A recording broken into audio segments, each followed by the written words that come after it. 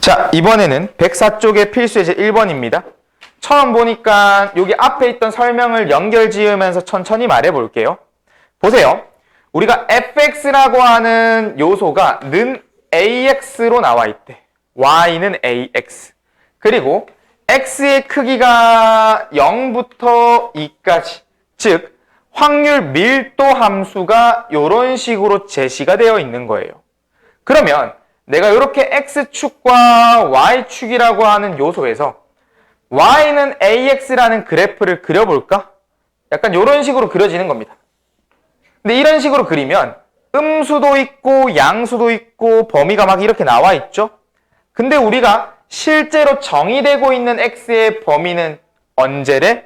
0에서 2까지래. 그러면 잘라볼게. 0은 이렇게 있을 거고 2는 이렇게 있을 거겠네. 되겠습니까? 여기 있는 왼쪽 부분과 오른쪽 부분은 존재하지가 않은 거예요. 됐나요? 자, 그러면 우리가 이쪽 친구에서 요것의 확률을 물어볼 건데요. 일단은 확률의 총합은 늘 얼마입니까? 1이라는 걸 알았지. 근데 연속 확률 변수에서는 그 구간에 대한 확률이 누구라고 했었어? 넓이라고 했잖아. 즉, 우리가 지금 잘라진 이것의 0부터 2까지는 그 확률 변수 x의 전범위야. 우리가 아까 x가 1, 2, 3이라고 했다면 1, 2, 3이 전부잖아. 그럼 이 전부에 대한 확률을 총합은 1이 나와야 된다는 거야.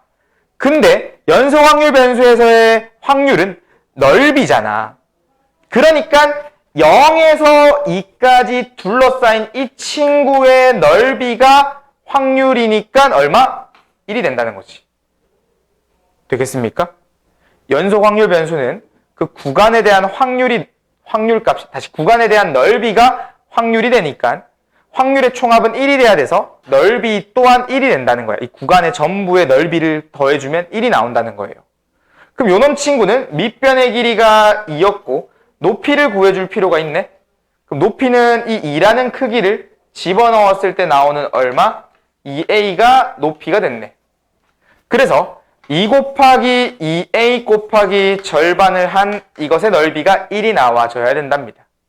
그럼 약분 때려주고 a는 따라서 얼마? 2분의 1이 나와서 우리가 이 확률 밀도 함수라고 불러주는 친구, 연속 확률 변수는 확률 밀도 함수라고 부릅니다.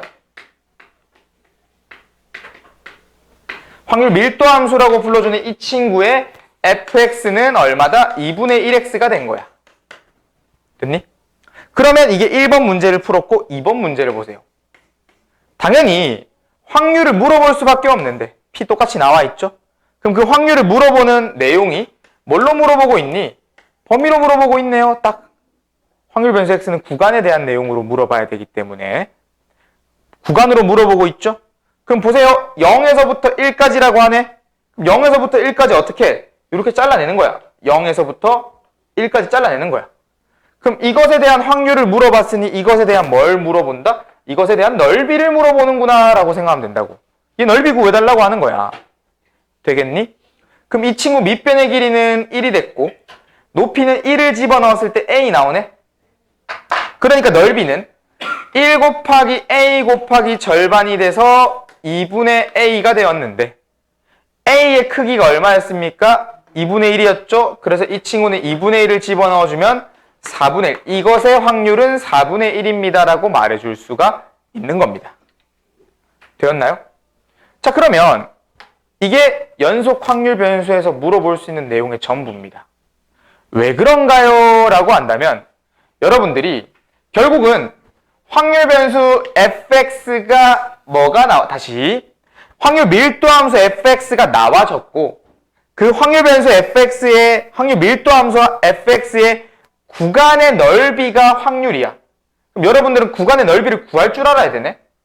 그런데 그 구간의 넓이가 만약에 생긴 게 지금처럼 삼각형이 나오거나 이런 사각형이 나왔을 때는 아무런 문제가 없어요.